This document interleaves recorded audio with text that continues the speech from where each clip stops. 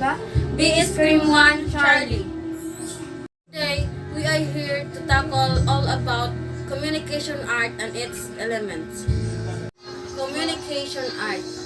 What is communication art?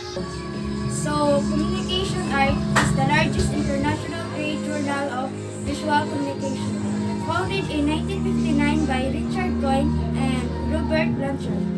The magazine coverage include graphic designs, advertising, photography, illustration, and interactive media. So, in your own understanding, what is communication art courses?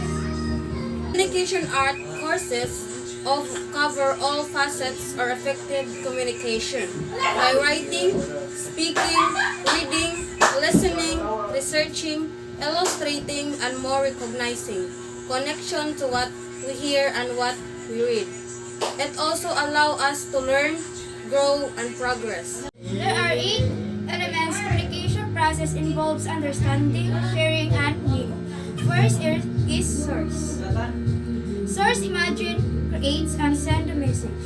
In a public speaking situation, the source is the person giving the speech.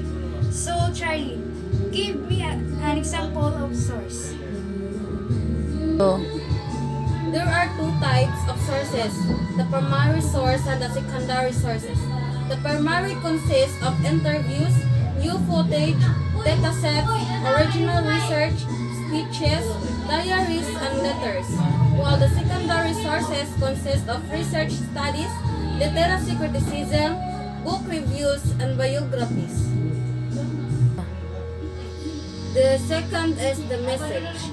Message is the stimulus or meaning produced by the source for the receiver or audience. Examples. Give me an example, Rinsley. Message being non-verbal content, such written or spoken words, sign language, email text, message, phone calls, snail mail, and ever sky writing. So the third one is channel. It is the way in which a message or message travel between source and receiver. Each channel takes us some space, even in a digital world. In the cable or in the signal that brings the message of each channel to your home.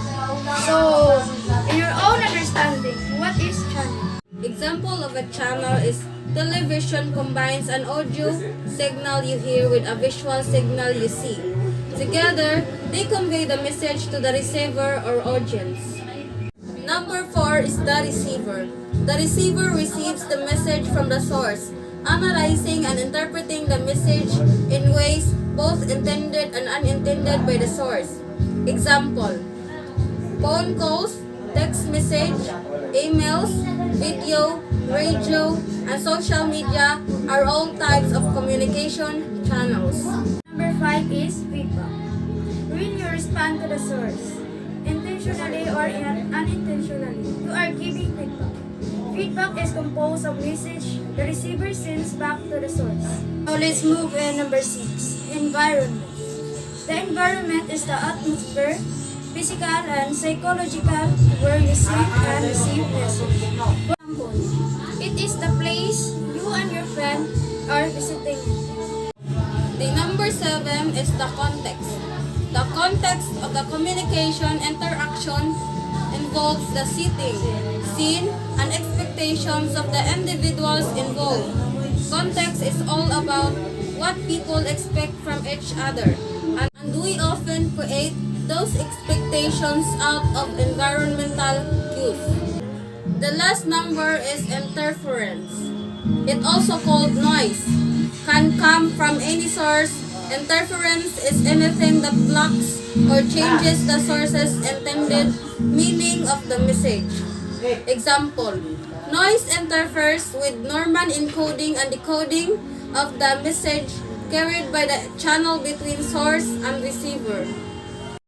Before we end this presentation, I'd like to inform you all that communication is very important to us, especially when we interact with others, so that we can control our emotions when we communicate by others, and also to prevent misunderstanding, and it helps us to be a good communicator as well.